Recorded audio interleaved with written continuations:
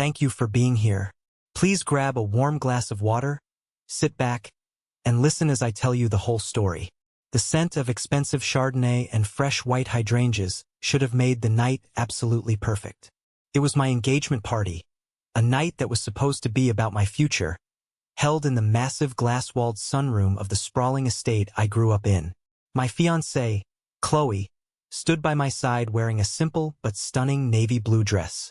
Her fingers were gently intertwined with mine, her thumb rhythmically rubbing the back of my hand. She was a silent, steady anchor in a room full of people who felt much more like strangers than actual family members.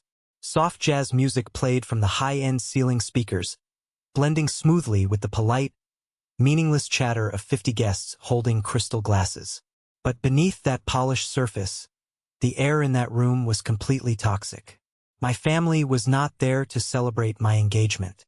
They were simply tolerating my presence, waiting for the perfect moment to strike and get exactly what they wanted. The ambush had been building up for 2 solid weeks, but I never in a million years thought my own father would turn a night meant for celebration into a public execution. It happened so fast. The jazz music was still playing when my dad, Joseph, marched aggressively across the polished marble floor. His face was flushed a deep, angry red, radiating the intense heat of too much expensive scotch and raw, unhinged anger. He did not care who was watching. He grabbed my shoulder, his heavy fingers digging into the fabric of my tailored suit jacket like actual claws. He leaned in close, his breath reeking of liquor and cigars, and his voice cut through the ambient noise of the room, loud enough to stop the music dead in its tracks. "We are done playing games, Matthew," he snarled, the thick veins in his neck bulging against his collar. "Give your $100,000 fund to your brother right now. You sign it over tonight, or this engagement is over, and you are no longer a part of this family." I just stared at him. The entire room went dead silent. 50 pairs of eyes locked onto us in shock. Chloe stepped forward, her voice calm but incredibly firm. "Sir, you need to step back right now." "Shut your mouth," my dad snapped, violently shoving Chloe's arm. She stumbled backward, her heel catching awkwardly on the edge of the Persian rug. That was it. The final thread tying me to this family snapped. I stepped directly between them, my fists clenched tightly at my sides. "Don't you ever touch her again," I said, my voice low and dangerously calm. "And no, I am not giving Carter a single dime of my money. I am entirely done funding his fake life." The slap I expected didn't come. A closed fist did. My dad swung with absolutely everything he had. His knuckles connected directly with the left side of my jaw. The sickening crack echoed off the glass walls like a gunshot. My head snapped to the side, the world spinning wildly for a split second as I staggered back, knocking over a silver tray of champagne flutes. Glass shattered loudly across the marble floor. I immediately tasted heavy copper in my mouth. Warm blood pooled on my tongue and dripped from my split lip directly onto my crisp white shirt. I heard a few scattered gasps from the crowd, but when I looked up, wiping the thick streak of blood from my chin with the back of my hand, I didn't see any horror on my family's faces. My mother, Martha, just let out an annoyed, dramatic sigh, acting as if I had simply spilled a glass of red wine on her favorite rug. And my brother, Carter, stood lazily in the corner by the bar. He had a smug smirk plastered across his face, gently swirling the ice in his cocktail glass, thoroughly enjoying the show. I didn't yell. I didn't swing back. I just looked at the man who had raised me, finally realizing that the father I had always desperately wanted to make proud was nothing but a violent, greedy bully. "You're dead to us," my dad spat, casually straightening his silk tie. I grabbed Chloe's hand. "Let's go," I told her. We walked out of the sunroom, our shoes crunching loudly over the broken glass. I didn't look back. I left them standing there in their beautiful stolen house. What my dad didn't know as he watched me walk out the front door was that he had just signed his own eviction notice. To understand how karma hit them like a freight train, we have to go back to a safe I hadn't opened in 5 years. Growing up in that massive estate, I always felt like a ghost haunting someone else's life. The house was enormous, filled with heavy antique furniture, expensive imported rugs, and large oil portraits of people I barely knew. But despite the extreme wealth radiating from the very walls, none of it ever felt like it belonged to me. That was Carter's world. I was just living on the edges of it.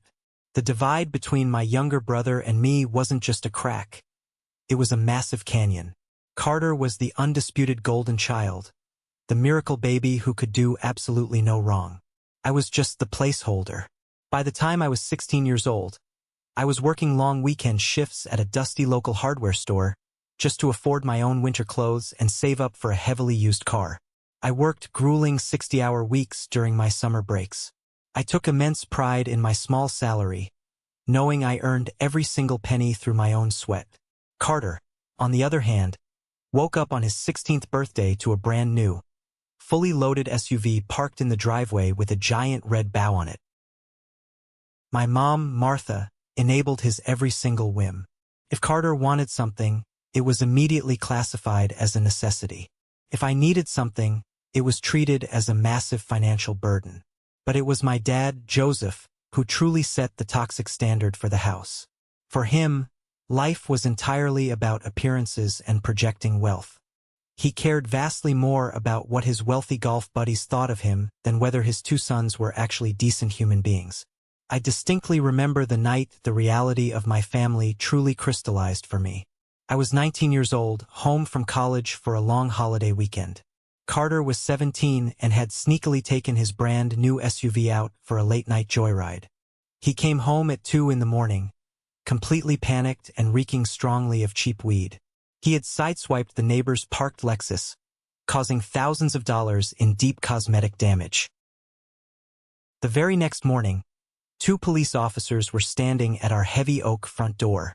I stood silently on the top of the grand staircase, watching my dad speak in hushed tones to the officers. When he finally closed the door, he didn't run upstairs to scream at Carter. He walked straight up the stairs, looked me dead in the eye and said, "You were driving last night, Matthew." His voice was entirely flat, leaving absolutely no room for argument or discussion. "What?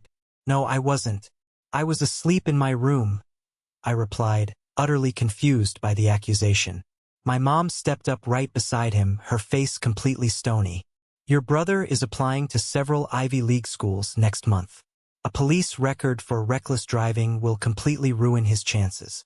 You already go to a basic state school. A minor record won't matter for your future. Take the blame." They didn't ask me. They demanded it. They actually took the college fund that I had partially saved myself from working at the hardware store and used it to pay off the neighbor quietly so no formal criminal charges were pressed.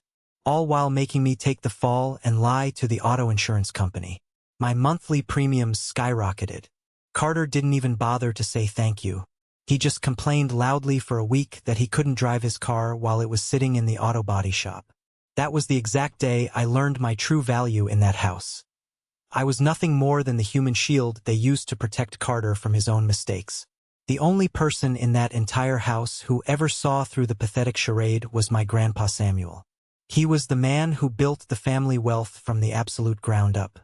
He started with a single, small hardware store and ruthlessly turned it into a massive, highly profitable real estate portfolio. He was a tough, no-nonsense, callous man who valued hard work and integrity above all else. He lived quietly in the east wing of the massive estate, mostly keeping to his private study.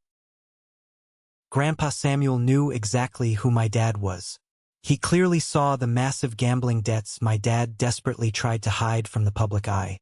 He saw the ridiculous, overpriced country club memberships and the completely empty vanity of his son. And he saw right through Carter's lazy, arrogant entitlement. When Grandpa Samuel got severely sick, the beautiful house quickly turned into a vulture's nest.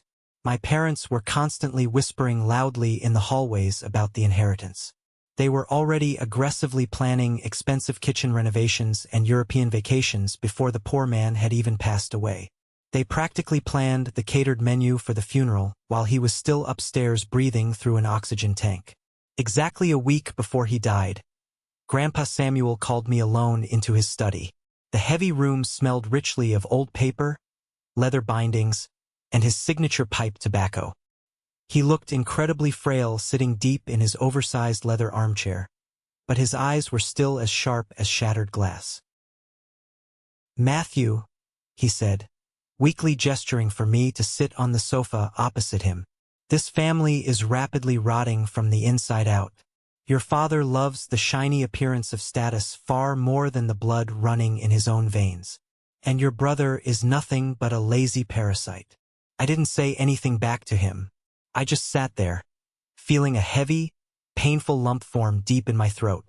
It was the very first time in my entire life that anyone had verbally validated the isolation I had felt. He reached slowly into his top desk drawer with a trembling hand and pulled out a small, heavy envelope sealed with red wax. He slid it carefully across the mahogany desk. "There is a small fireproof safe hidden securely behind the far bookshelf. This envelope contains the combination. I am setting things right for you. But listen to me very carefully, son. Do not open that safe until they cross the line of no return. Do not open it until they show you exactly who they truly are, and you realize with certainty that they cannot be saved." He passed away quietly just a few days later. My parents threw an incredibly lavish, expensive funeral, treating the somber occasion much more like a high-end networking event than a mourning period. My dad strutted around the reception acting like he was the newly crowned king of the castle. I kept the small envelope hidden away, honoring my grandfather's strict final wish. I went back to my life, focused intensely on my career, finally earned a major promotion, and built a quiet, peaceful life with Chloe in our apartment. I tried to just be a good son from a safe distance. Fast forward to 2 weeks before my disastrous engagement party. Carter dropped a massive bomb on the family over a group text. He proudly announced he was officially engaged to Mia, a girl whose last name happened to be Vanderbilt. Yes, those Vanderbilts. Or at least, a very wealthy, highly connected branch of them. Mia was everything my shallow parents actively worshipped. Old money, highly connected, and incredibly condescending to anyone she deemed beneath her. She looked at our family like we were an amusing, slightly pathetic charity project. But her powerful family demanded solid proof of wealth before they would even consider signing off on the marriage. They wanted to know exactly what financial assets Carter brought to the table. My parents panicked immediately. My dad's hidden gambling debts had quietly eaten away at almost all the cash reserves Grandpa Samuel had left them. The estate was beautiful and grand, but they were incredibly cash poor. So what did my dad do to fix it? He doubled down on his ridiculous lies. He leased a bright red Ferrari for Carter, paying a massive monthly premium they absolutely couldn't afford, just so Carter could pull up to the Vanderbilt estate looking like a young, self-made tech millionaire. We had a tense family dinner to celebrate Carter's sudden engagement. I drove my reliable, completely paid-off, 5-year-old sedan and parked it directly next to the gleaming rented Ferrari in the circular driveway. At the long dining room table, Mia barely acknowledged my existence. She spent the entire grueling meal closely inspecting her manicured nails and complaining loudly about the potential catering options at her upcoming destination wedding. "Carter tells me you just work in logistics," Mia said suddenly, looking directly at me like I was a squashed bug on her windshield. "How perfectly quaint.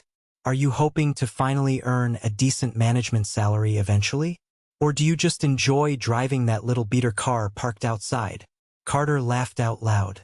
A loud, obnoxious, braying sound that echoed in the dining room. My parents immediately joined in, chuckling as if Mia had just told a brilliant joke. "Matthew is just our late bloomer." My mom chimed in, reaching over to affectionately pat Mia's hand. "He's very simple. But Carter, oh, our Carter is clearly destined for great, important things." I squeezed my silver fork tightly. I didn't bother to defend myself. I knew the actual truth. I knew my recent promotion made me out-earn Carter by a mile, considering he hadn't held a steady, paying job in over 2 years. I knew that shiny red Ferrari was rented on borrowed credit. But they were all so utterly desperate to impress this arrogant girl that they were perfectly willing to tear me down just to build Carter up a tiny fraction of an inch higher. I ate the rest of my dinner in total silence, completely disgusted by the circus performing around me.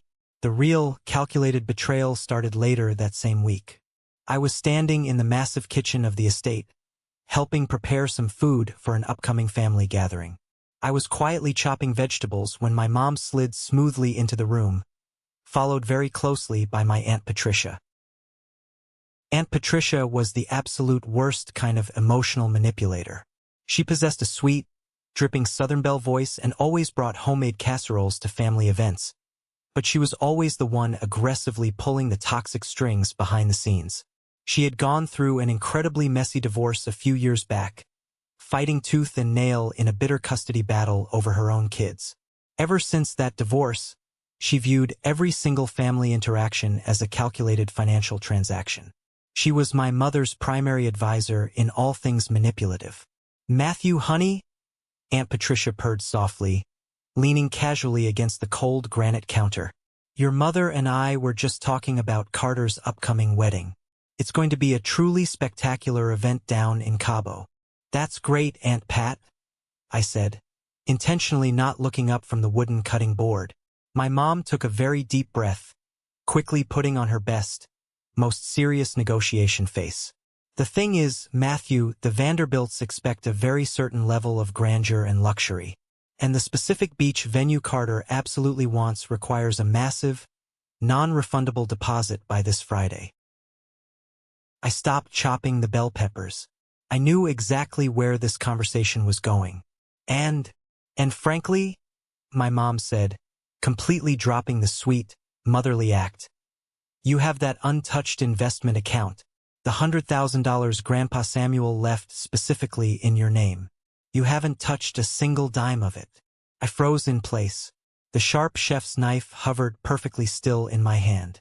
That money was my ultimate safety net. It was the essential fund Chloe and I were going to use to put a down payment on our very first house.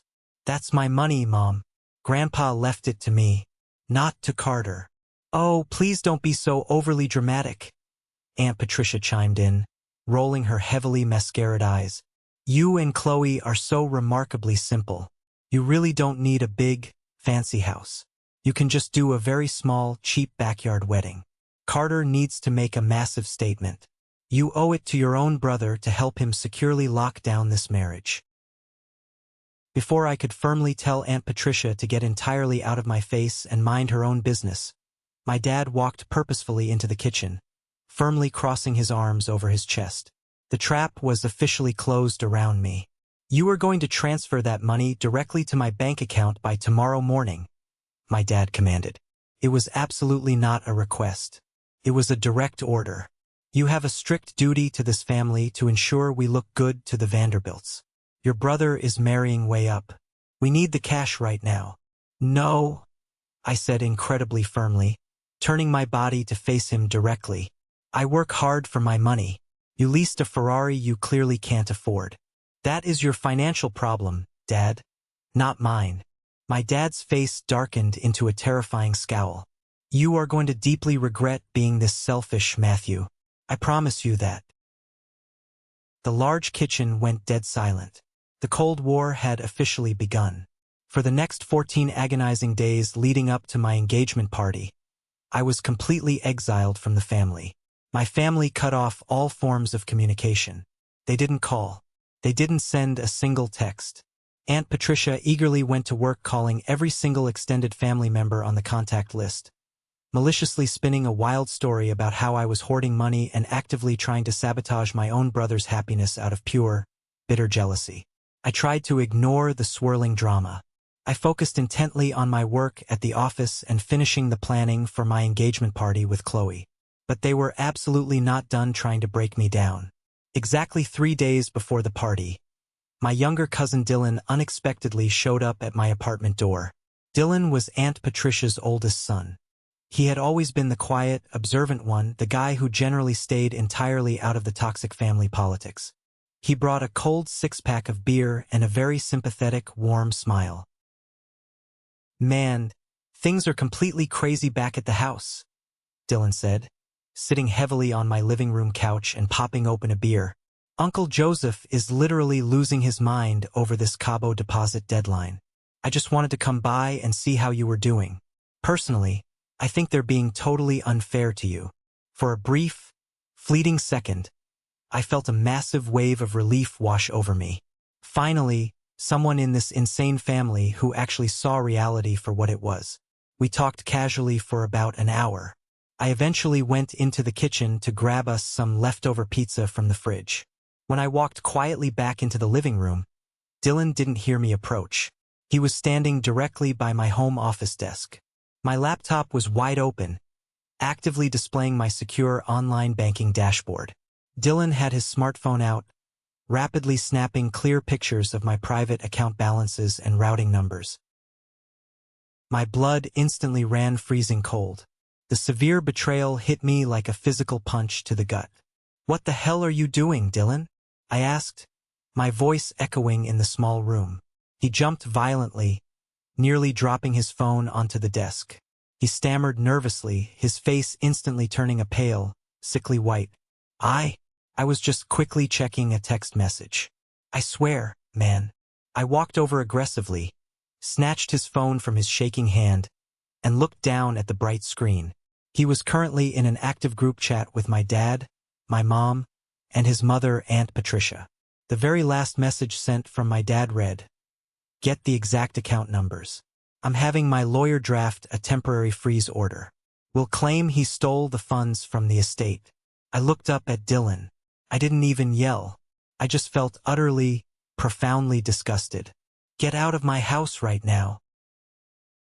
He scrambled frantically for the front door, not saying a single word in his defense. I slammed it and locked it securely behind him. They weren't just aggressively asking for the money anymore. They were actively plotting to steal it directly from me using fake legal threats. I slowly closed my laptop. The very last shred of hope I had for my family completely evaporated into thin air in that exact moment. Despite the extreme hostility, my parents insisted heavily on hosting my engagement party at the estate anyway. It was all about maintaining public appearances.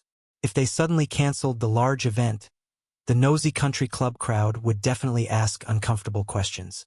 So, they decided to play the role of the happy, generous hosts, smiling widely for the hired cameras while keeping a sharp knife ready right behind their backs. When Chloe and I finally arrived that evening, the estate looked absolutely beautiful. The expensive catering was flawless, the lighting was perfect.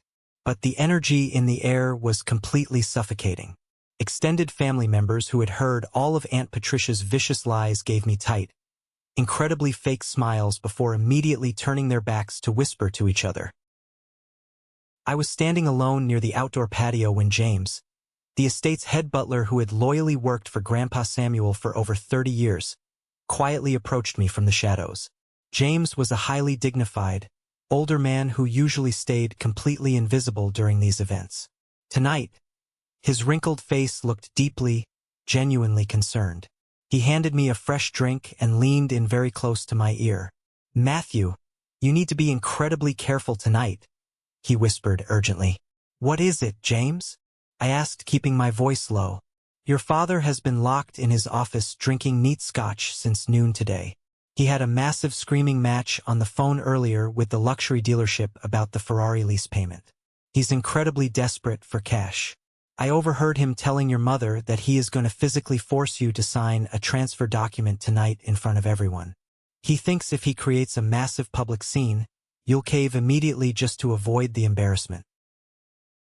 I nodded slowly, looking out at the large crowd of oblivious guests. "Thank you for telling me, James. I truly appreciate it. Your grandfather would be very, very proud of the strong man you've become," James added softly before slipping away silently back into the busy kitchen. Just then, the heavy front doors burst wide open. Carter had finally arrived. He walked in over an hour late, his silk tie completely undone, already loudly slurring his words to the valet. He had clearly been drinking heavily before he even got here. He stumbled aggressively past the elaborate dessert table, nearly knocking over our expensive, tiered engagement cake, laughing loudly and obnoxiously as Mia trailed a few steps behind him looking absolutely mortified. The dark storm was rapidly gathering. The air pressure in the room noticeably dropped. I looked over at Chloe, and she gave me a tight, incredibly reassuring squeeze of my hand. The explosive fuse was lit, and I knew for a fact my father was about to strike the match. It happened exactly as James warned it would, leading right up to that horrific moment in the sunroom. My dad didn't pull me aside privately to the study to have a quiet conversation. He waited maliciously until the room was completely full, until the music was playing softly in the background, and then he marched over to execute his desperate plan. When he aggressively shoved Chloe, the entire world seemed to slow down into frame-by-frame motion.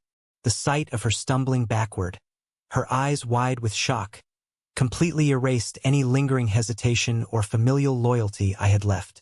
I stepped directly in front of her. I told him absolutely no. I told him I wouldn't fund Carter's pathetic, fake life for one more second. And then he actually swung. The brutal impact of his heavy fist against my jaw was incredibly jarring. The intense physical pain was sharp, a blinding flash of white light exploding right behind my eyes. But the emotional pain, that was entirely absent. As I stood there, tasting the warm, metallic tang of blood pooling in my mouth, I realized something incredibly profound. I didn't feel sad. I didn't feel broken or rejected. I looked over at my mother. Martha was casually brushing an imaginary piece of lint off her expensive designer dress, looking mildly annoyed that the confrontation was a bit too loud for her taste. I looked over at Carter. He was grinning widely, taking a slow sip of his amber drink, clearly enjoying the violent show.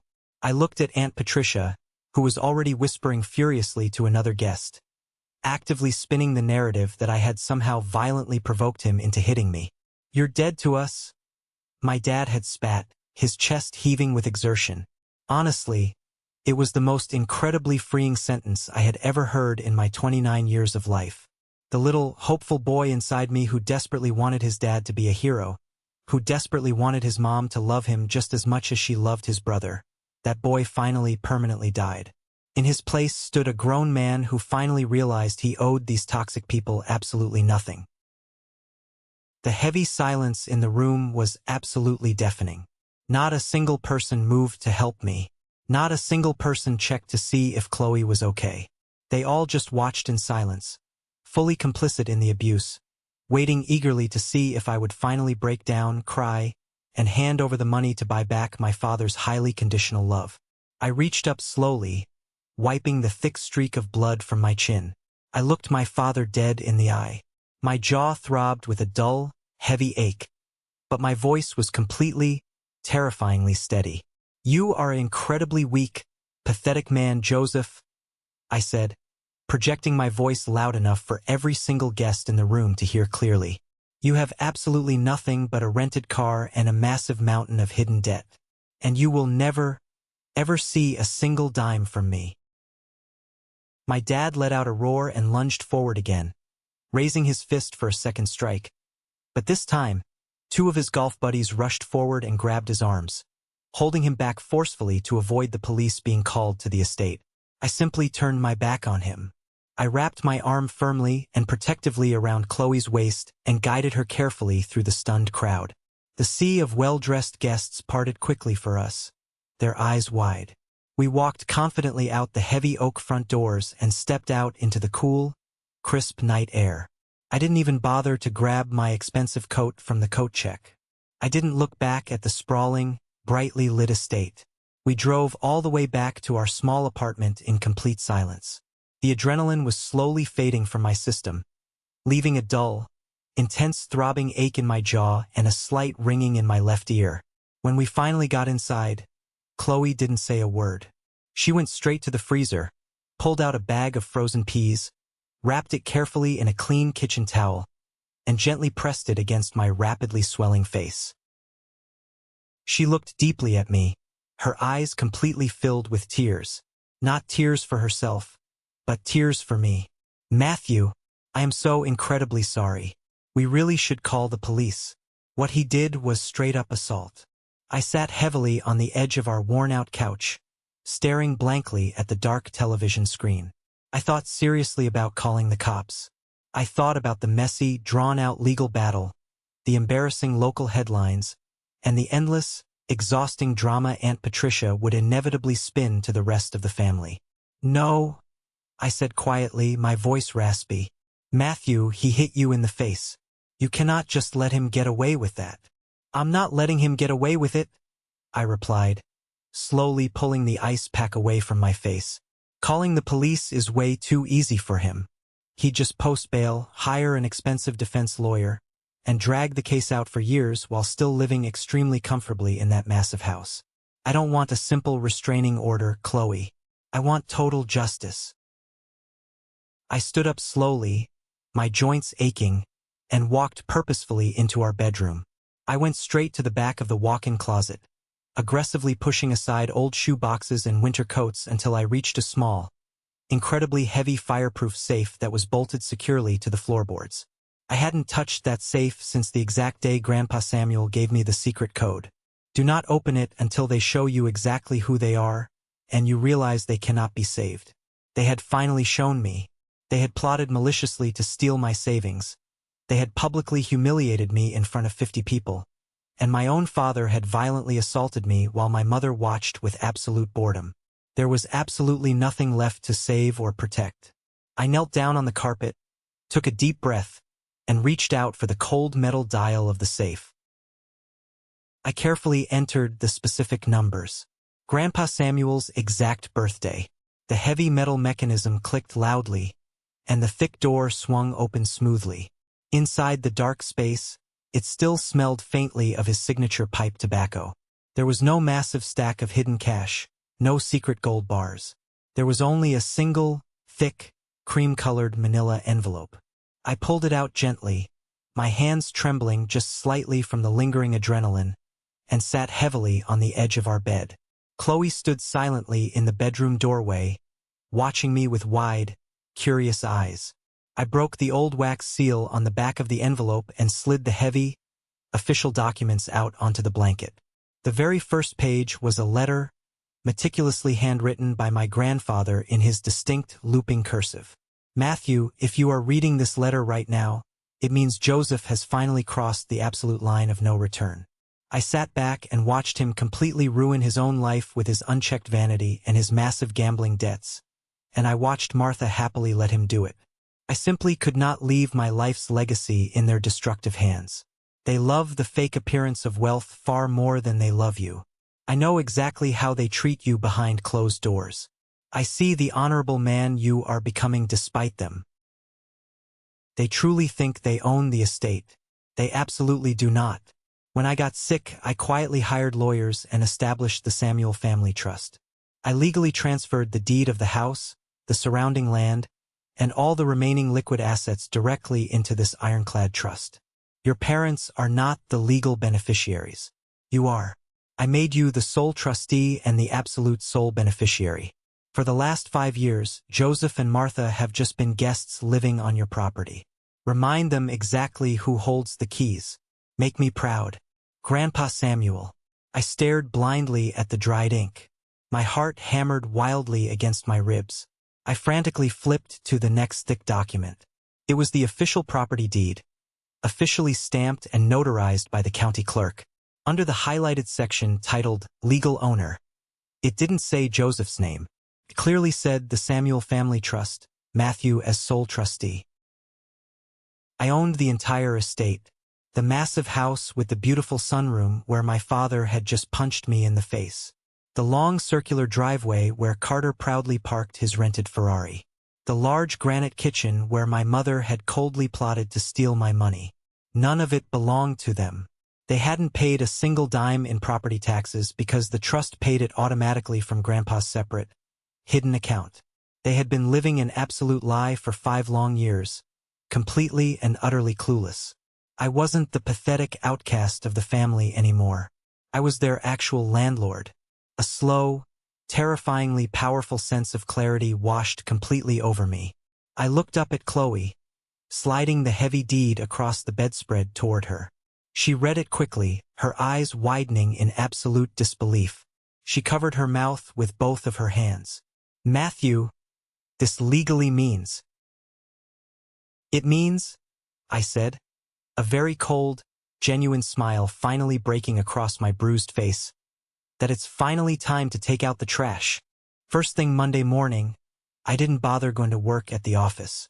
I drove straight downtown to a massive high-rise glass building and walked confidently into the sleek office of Harper and Associates. Harper was an absolute shark of a lawyer. She wore sharp, impeccably tailored suits, had eyes that pierced like a hawk, and possessed a terrifying reputation for utterly dismantling arrogant opponents in complex property and civil disputes. I sat down across from her massive oak desk and silently slid Grandpa Samuel's thick envelope toward her. "I want to legally evict my parents," I said simply and directly. Harper raised a perfectly groomed eyebrow, pulling the stack of documents out. She read carefully through the intricate trust agreement and the stamped property deed in total silence. When she finally finished reading, she looked up, a very predatory, satisfied smirk playing on her lips. "This is incredibly airtight," Harper said, tapping a manicured fingernail against the deed. "Your grandfather was a brilliantly smart man. He set this up perfectly as a blind trust to shield it completely from your father's many aggressive creditors. Legally speaking, they are currently classified as tenants at sufferance. Basically, they are just squatters sitting on very nice furniture. I want them out of my house," I said. Immediately, Harper leaned back slowly in her expensive leather chair, steepling her fingers together. "We could just easily send a standard 30-day notice to vacate the premises. But if your father is as incredibly stubborn and broke as you say he is, he'll fight it. He'll absolutely refuse to leave, drag it deep into eviction court, and that messy process could easily take 6 months. We need to apply pressure. Real, crushing financial pressure." "What exactly do you suggest?" I asked, leaning in closer. "We don't just legally evict them. We sue them," Harper said, her eyes flashing with pure legal malice. "They have been living in a multi-million-dollar property for 5 entire years without paying a single cent in rent. As the active trustee, you have a strict fiduciary duty to maximize the trust's financial assets. We officially file a massive lawsuit for 5 years of back rent calculated at fair market value. We're talking hundreds of thousands of dollars. We file the aggressive suit and simultaneously, I request an emergency judicial freeze on all their remaining bank accounts pending the litigation." I stared at her, deeply absorbing the brutal strategy. It was incredibly ruthless. It was perfectly surgical. Once the bank freeze hits and the massive lawsuit lands directly on their front doorstep, Harper continued, her voice practically purring, they will realize immediately they are facing total, unrecoverable financial ruin. They won't even be able to pay a cheap defense lawyer. That's exactly when we offer them a settlement. A legal trapdoor. "What's the settlement?" I asked. "They sign a legally binding, ironclad agreement to voluntarily vacate the premises completely within 30 days and formally waive all legal rights to challenge the eviction. In exchange, you simply drop the lawsuit for the back rent. They either leave quietly and quickly, or they go entirely bankrupt fighting a war they've already completely lost." It was a brilliant masterstroke. It wasn't just kicking them out. It was systematically dismantling their entire illusion of control and power. It was violently forcing my father to realize he was completely powerless against me. "Draft the paperwork," I said, my voice completely steady. "File the lawsuit. Freeze the accounts. Send the notice." Harper smiled warmly. "It will be delivered directly by a process server on Wednesday morning. Happy hunting, Matthew." The trap I had carefully set with lawyer Harper didn't just snap shut. It slammed down with the devastating force of a falling anvil. Wednesday morning arrived exactly as Harper promised it would. I was sitting quietly at my kitchen island in my apartment, sipping a hot cup of black coffee, watching the digital red numbers on my microwave tick over to exactly 9 o'clock. I knew exactly what was happening at that very second. Right about now, a professional, completely humorless process server was walking up the long, perfectly manicured driveway of my estate. Right about now, he was ringing the heavy brass doorbell. And right about now, he was handing a thick, terrifying stack of legal documents directly to my father. I didn't have to wait very long for the massive fallout to reach me. At exactly 9:15, my cell phone started vibrating aggressively across the cold granite countertop. The caller ID flashed my mother's name. I didn't pick it up immediately. I let it ring 4 times, listening to the buzzing sound, taking another slow, deliberate sip of my dark coffee. I wanted her to sweat. Then, I finally hit the green answer button and put the phone on speaker, resting my hands on the counter. "Matthew!" My mother shrieked instantly. Her voice was completely hysterical. A sharp, piercing, guttural sound that lacked absolutely all of her usual refined, country club polish. "Matthew, you need to call this off right now. Some absolute lunatic just came to our front door and handed your father a massive lawsuit. He's threatening to sue us for hundreds of thousands of dollars in back rent. And my debit card just declined at the grocery store. I had a cart full of food, and the machine said declined. The bank teller on the phone said our accounts are completely frozen. Tell this Harper woman there has been a massive, ridiculous mistake." I leaned forward, resting my elbows heavily on the counter. My voice was completely flat, utterly devoid of any sympathy or warmth. "There is absolutely no mistake, Mom. The bank accounts are frozen by a federal judge because you are being actively sued for 5 entire years of unpaid rent. And you are being sued because you are currently squatting in a multimillion-dollar house that does not legally belong to you." The line went dead silent for a few long, agonizing seconds. I could hear her ragged, panicked breathing through the speaker. "What in the world are you talking about? Your father owns that house. Grandpa Samuel left the inheritance to him." "No, Mom," I corrected her, my tone dropping to a cold, unforgiving whisper. "Grandpa Samuel left the inheritance entirely to me. He set up an ironclad blind trust 5 years ago because he knew Dad's massive gambling debts would completely bankrupt the family. He made me the sole trustee and the sole beneficiary. I own the house. I own the land. Dad is just a very ungrateful guest. And frankly, you have both severely overstayed your welcome." "You wouldn't dare do this?" she gasped, her voice trembling with genuine, raw fear for the very first time in her pampered life. "You cannot do this to your own family. We gave you everything. We raised you, Matthew. You raised me to be a human shield for Carter." I shot back, the years of suppressed anger finally bubbling up into my words. "You stood in that beautiful sunroom and sighed with annoyance while my father punched me in the face. You aggressively plotted with Aunt Patricia to steal my hard-earned savings. You don't get to play the victim now." "Please," she sobbed loudly. "Carter's wedding is in exactly 30 days.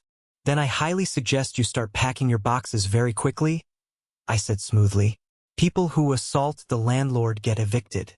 You have exactly 30 days. Do not call this number again." I pressed the end call button. The silence in my apartment was absolutely beautiful. The next 30 days felt like an absolute masterclass in psychological warfare. I completely blocked my parents' phone numbers from my device. I blocked Aunt Patricia and her entire side of the family. I ignored the frantic, legally threatening emails my dad desperately sent from his work computer. Lawyer Harper handled all the communications, standing like a brick wall between them and me. Just as she expertly predicted, they didn't have a single legal leg to stand on. With their bank accounts legally frozen solid by a federal judge, they couldn't even afford to hire a junior lawyer to review the documents, let alone fight a massive civil litigation in court. Exactly 5 days after the lawsuit was formally served, a heavily defeated, utterly broken Joseph signed the harsh settlement agreement.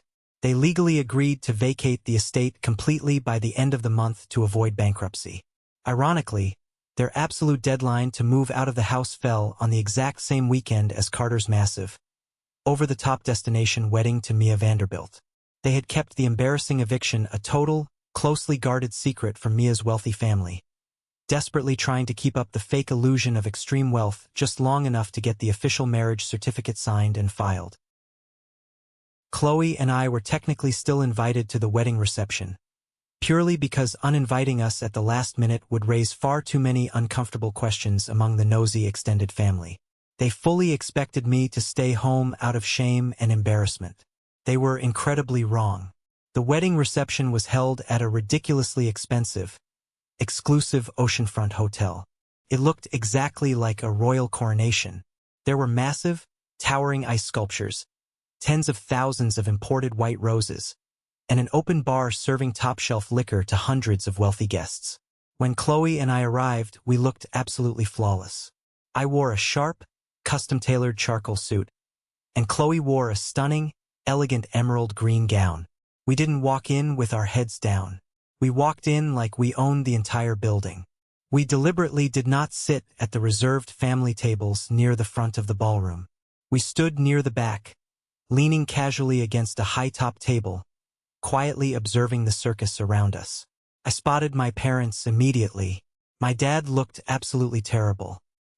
His expensive rented tuxedo hung loosely on his frame.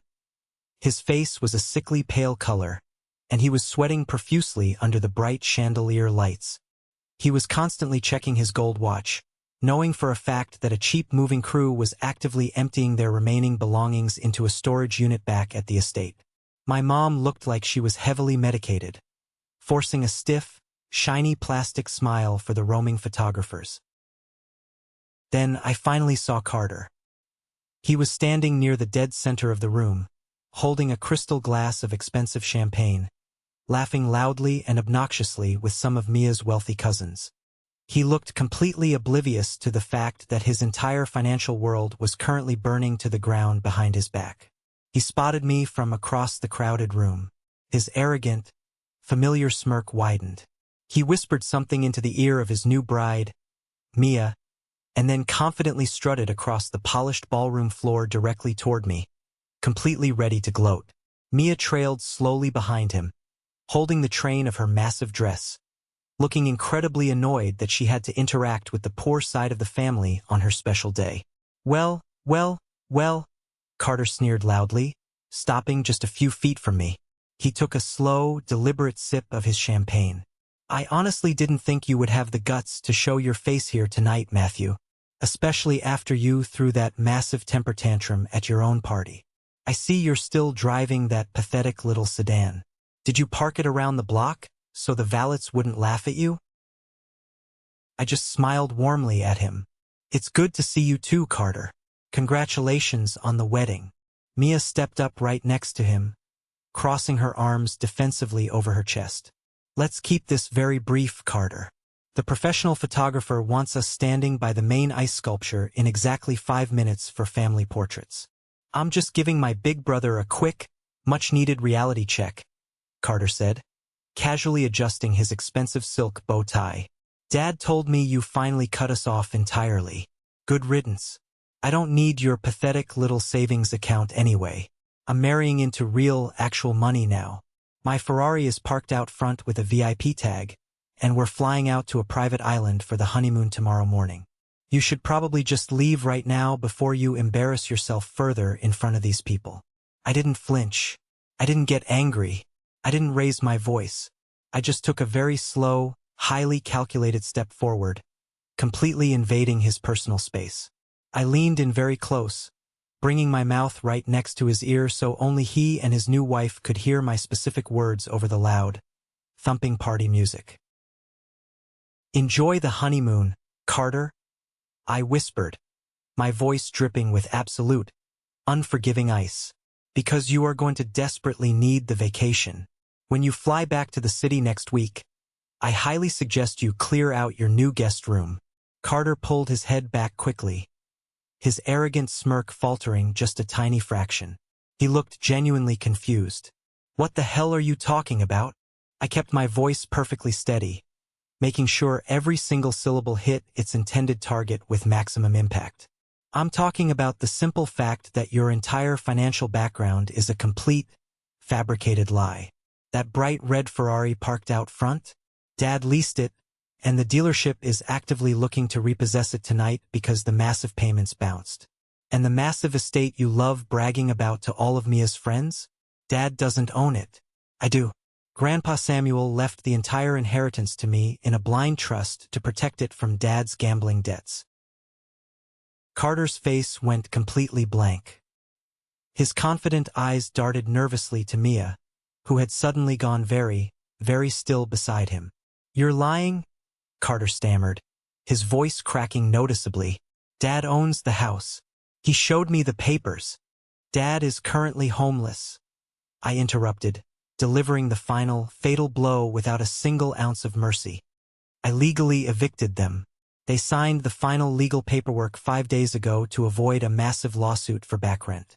While you are standing here drinking expensive champagne, a cheap moving crew is packing all of their remaining clothes into a rented U-Haul truck.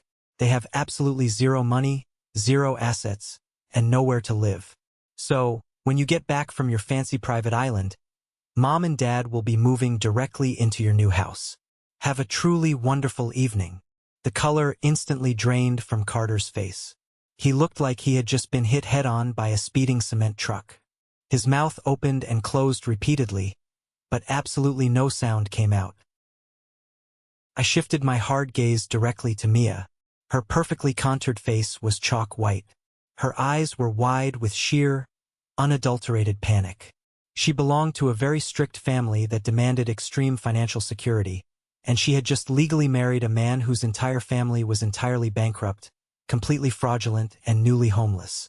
The grand Vanderbilt illusion was completely shattered into a million sharp pieces right in front of her eyes. I didn't wait for either of them to respond. The absolute horror radiating from their widened eyes was the only closure I ever needed. I turned smoothly on my heel, offered my arm gently to Chloe, and we walked calmly out of the lavish ballroom. I didn't look back once.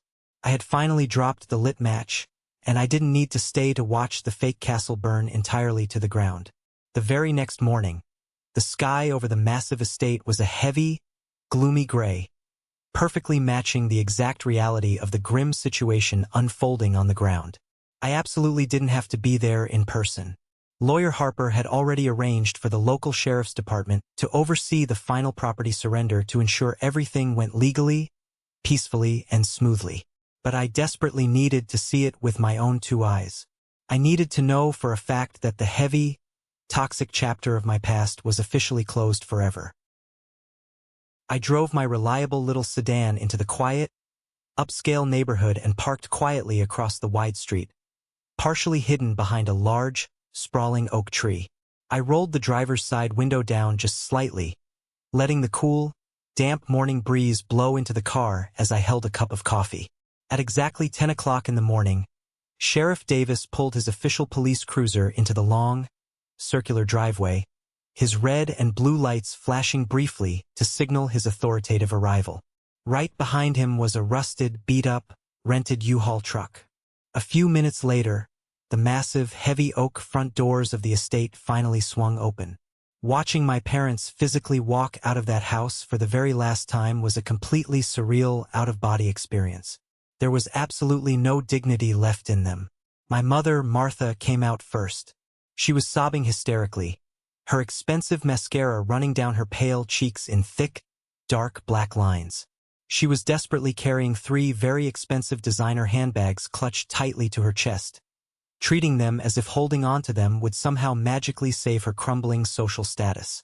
She looked incredibly small, fragile, and entirely pathetic. Then came my father. Joseph looked like he had physically aged 20 years in a single stressful month. His broad shoulders were heavily slumped. His face was deeply unshaven, and he was violently arguing with one of the hired movers about a tiny scratch on a wooden dining chair. He looked completely defeated, entirely stripped of all the fake power, money, and intimidation he had constantly used to control me my entire life. As my father angrily turned around to grab another cardboard box from the porch, his eyes scanned the quiet street. He froze instantly. He saw my familiar sedan parked across the road. Even from 50 yards away, I could see the absolute, fiery rage and utter desperation ignite in his tired eyes. He dropped the heavy box he was holding. It hit the concrete driveway with a loud, echoing crash, spilling broken picture frames, loose papers, and old books onto the pavement. He started running aggressively toward the end of the driveway, his face turning a dangerous, unhealthy shade of purple. He completely ignored the sheriff loudly yelling for him to stay back on the property line. He crossed the quiet street in seconds and slammed his heavy, calloused hands violently against the metal hood of my car. "You ungrateful, malicious little brat!" My father screamed at the absolute top of his lungs, his voice hoarse, cracking, and filled with pure venom. "Look at exactly what you did. We have absolutely nothing left. We are living in a cheap, filthy motel tonight because of you. How could you possibly do this to your own flesh and blood? We gave you life." I sat completely calmly in the driver's seat. My heart wasn't racing. My hands weren't shaking on the steering wheel. I looked at this desperate man who had violently punched me in the face just a month prior, and I felt absolutely nothing but a cold, hard, unshakable indifference. I slowly pressed the automatic button, rolling the driver's side window down just a few more inches. The crisp, cool morning air rushed into the cabin, carrying the distinct scent of freshly cut grass and my father's bitter, overwhelming desperation. "You gave me life," I said, my voice incredibly calm, measured, and completely devoid of emotion, cutting sharply through his hysterical screaming. "And you actively tried to ruin that life at every single opportunity just to make yourselves look slightly better to your rich friends. You physically assaulted me. You aggressively tried to steal my future. So, let's just call this a perfectly even trade." He stared blindly at me, his mouth hanging wide open, completely at a loss for words. He fully expected me to argue back. He expected me to yell, to cry, or to show some sign of guilt. He didn't know how to mentally handle the terrifying, unshakable calmness of a man who no longer cared about his existence in the slightest. "We're completely done here, Joseph," I said softly, looking him dead in the eyes. "Do not ever try to contact me again." I hit the button, rolling the thick glass window back up, permanently sealing off his frantic screaming. I put the car in drive, slowly pulled away from the curb, and left him standing entirely alone in the middle of the street, helplessly watching the only real asset he ever had drive away. Driving back to my apartment that morning, I felt an overwhelming, profound sense of deep emotional cleansing.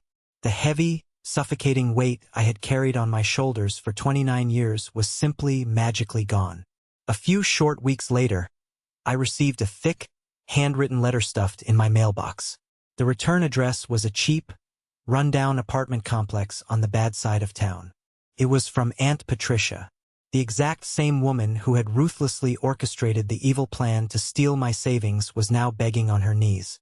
The long letter was a pathetic, rambling mess, desperately asking for a massive family loan to help my parents secure a new apartment. She strongly hinted that if I just gave them a small, monthly salary from the trust, everyone could forgive, forget, and go back to being a happy family.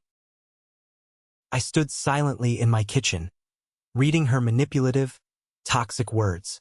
I didn't feel angry. I just felt completely exhausted by their endless, bottomless greed.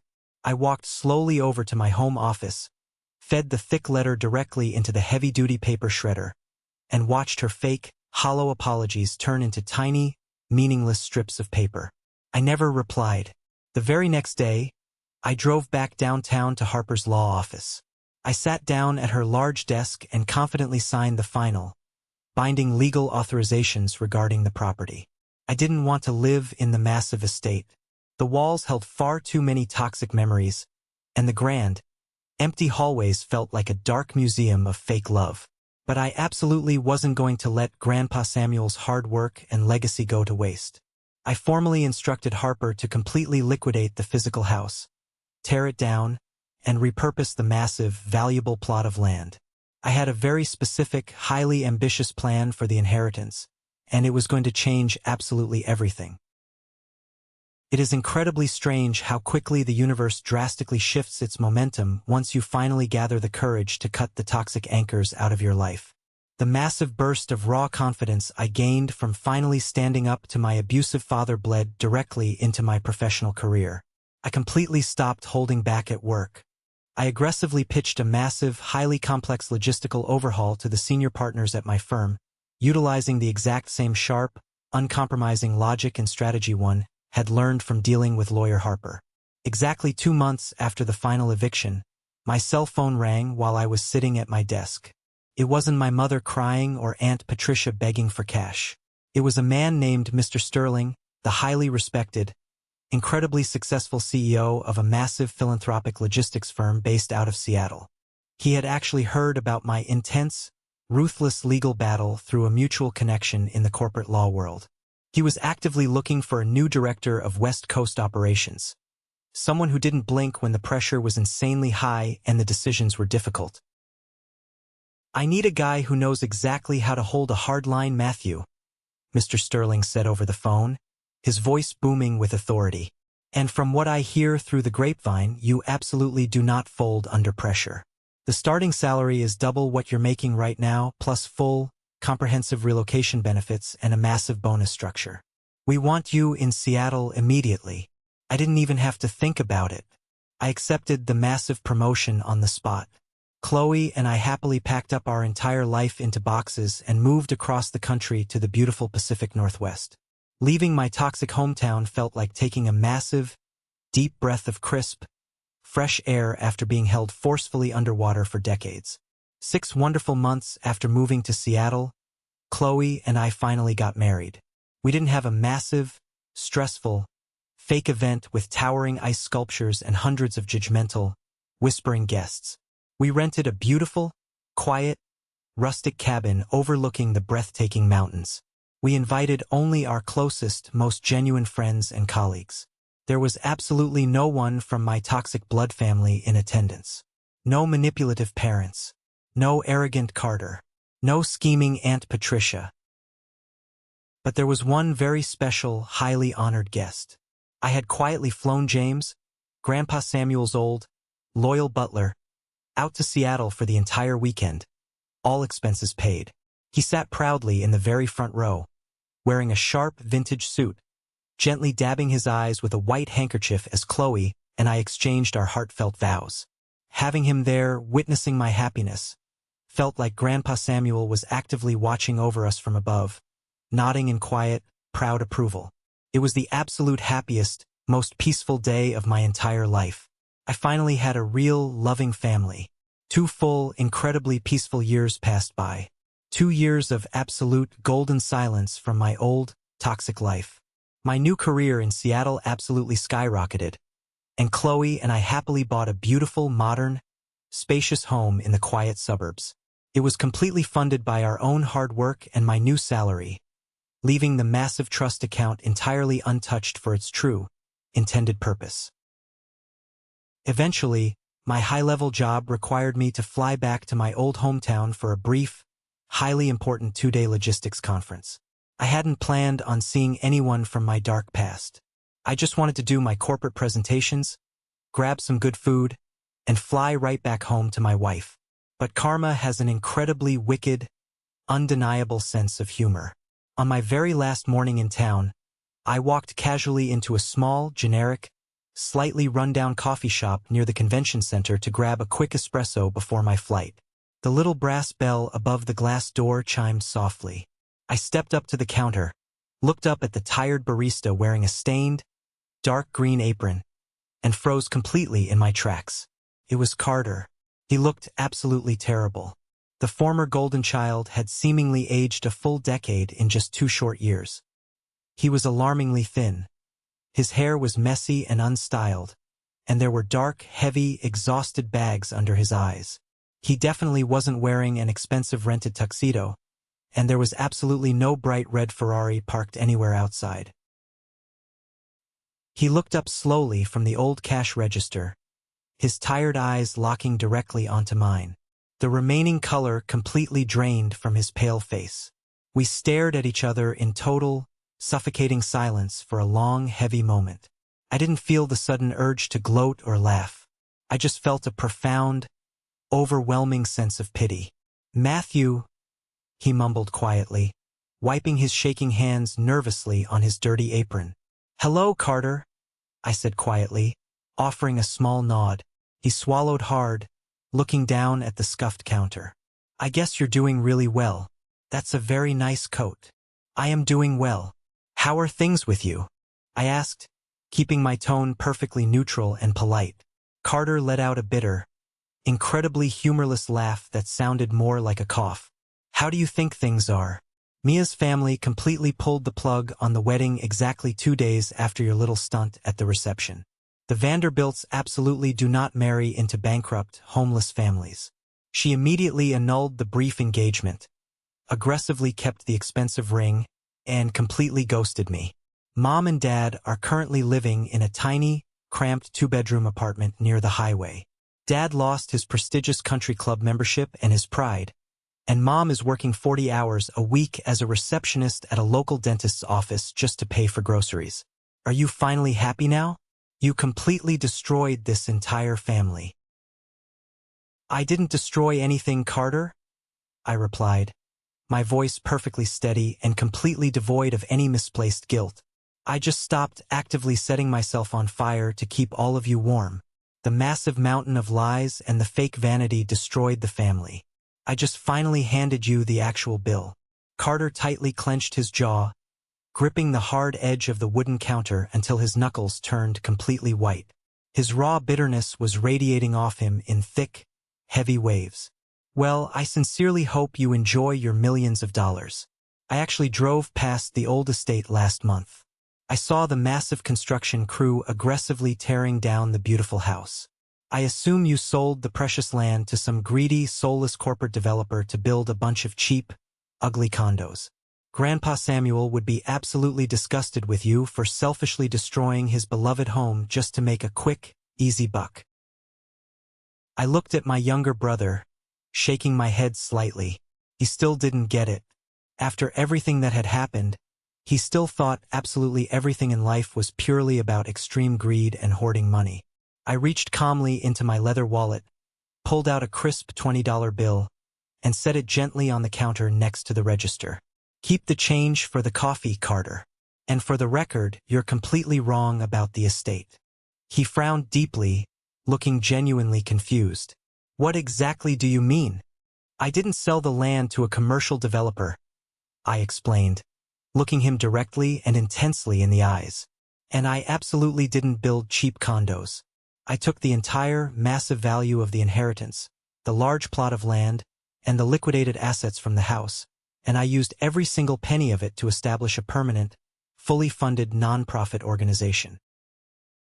Carter stared blankly at me, his mouth hanging slightly open in pure shock. A non-profit? Yes, I nodded proudly. It's officially called the Samuel Foundation.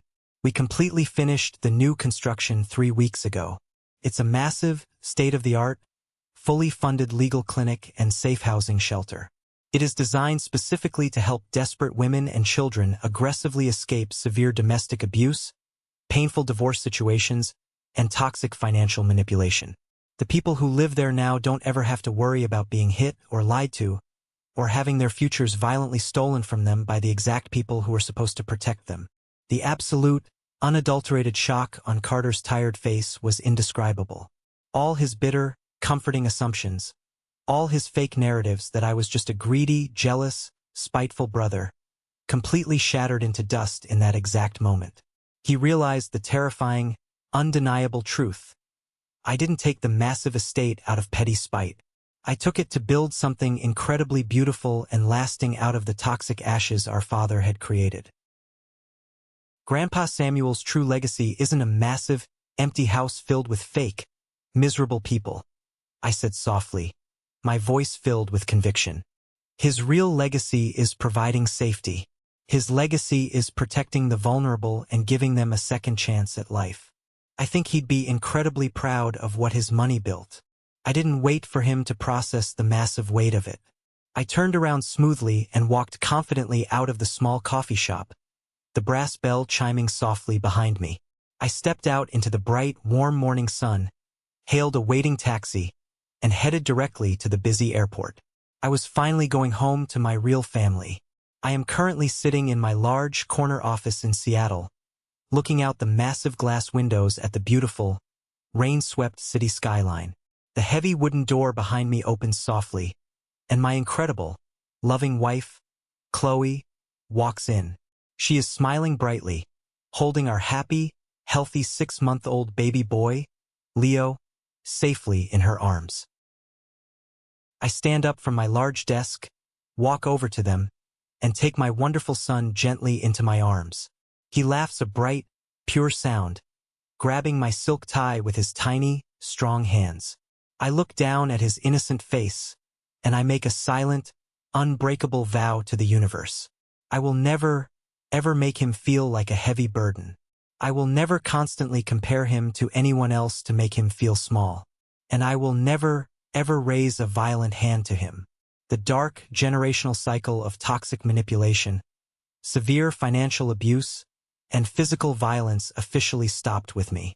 I took the heavy, rusted chain my father tried to wrap tightly around my neck, and I broke it into 1,000 useless pieces.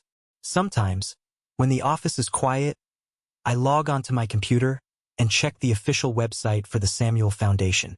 I slowly scroll through the anonymous, highly emotional testimonials of the brave people who have found real refuge on the exact same plot of land where my father once violently punched me in the face. My arrogant parents lost a massive, beautiful house that they never truly appreciated or actually deserved. But because of that necessary loss, hundreds of desperate, highly vulnerable people gained a permanent, safe home where they will never, ever be silenced, manipulated, or abused again. Karma is a very real, incredibly powerful force in this world. It rarely shows up exactly when you expect it to, but it never, ever misses its intended target. It doesn't always look like angry revenge. Sometimes the greatest, most powerful karma of all is simply a beautiful rebirth. Thank you for sticking around and listening to my story. I know it was a very long and intense journey, but I truly appreciate you being here with me until the very end. I hope this resonated with you in some way. Family dynamics can be incredibly complicated and painful, and sometimes the absolute hardest, most difficult choices we have to make are the exact ones that finally set us completely free. Have you ever found yourself in a similar, toxic situation? Have you ever had to walk away completely from toxic people in your life, even if they were close blood relatives, just to protect your own peace and your future? Let me know down in the comments. I read every single one of them. And finally, if you are still here, listening to my voice right now, you are officially part of the 1% Club. Please go down to the comments right now and type the letter W for winner. That is our secret code. It lets me know that you are one of the amazing, highly dedicated people who stayed with me to the very final second of the video. You guys are the absolute best. If you enjoyed this story, please hit that like button and follow the channel. It really helps the community grow, and I can't wait to share more real experiences with you. Stay strong, protect your peace, and I'll see you in the next one.